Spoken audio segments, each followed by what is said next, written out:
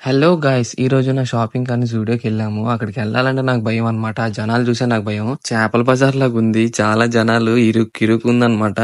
చూసేసరికి లాస్ట్‌గా ఒక షర్టే దొరికింది. ఇది కష్టంగా ఎతుక్కున్నాను. పోన్లే సెలెక్ట్ అయిందంటే ఇంకో బాధ. బిల్లింగ్ అనమాట. ఆ బిల్లింగ్ లైన్ చూత్తే నాకు కళ్ళు తిరిగి పడిపోయినట్టుగుంది బాబు. తిరుపతిలో లడ్డూలకి లైన్ కాసినట్టు లైన్ కాసి బిల్లింగ్ అయితే అయింది. దాని తర్వాత ఫుల్‌గా ఆకలేసిందని బర్గర్ కింగ్‌కి అయితే ఎళ్ళాము. ఇంకా అక్కడికెళ్ళి 2 చికెన్ బర్గర్స్, ఇంకొక వెజ్ బర్గర్ అయితే ఆర్డర్ చేశాను. పాపం కళ్యాణి చూడండి ఎంత బాధపడుతుందో. నాన్ వెజ్ తినదు కదా! అందుకే. హెయిర్ కట్ చేసుకున్నాక 10 సార్లు చూస్తాను నేను అది బావుందా? లేదా? నాకు సెట్ అయిందా? లేదా? అనుకోని. చూడండి కళ్యాణి అడుగుతుంది నాకు, మామ వెజ్ బర్గర్ బావుంటదా? లేదా? అనుకోని.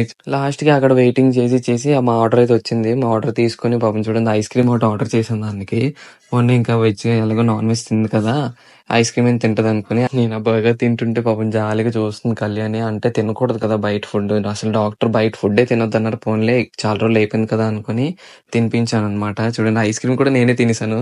ఆ మొఖం చూడండి ఆ బర్గర్ చూసి ఎలా పెట్టింది. కష్టంగా పెట్టింది తినాలా ఇప్పుడు అనుకోని.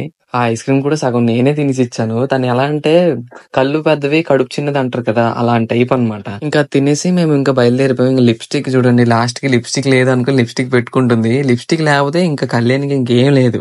అలా ఉంటదనమాట. ఈరోజు వ్లాగ్ అయితే ఇంతే అనమాట. మేము చాలా టైర్డ్ అయిపోయాం. ఇంకా ఇంటికైతే ఎళ్ళిపోతున్నాము. Okay. Bye guys. See you in the next video.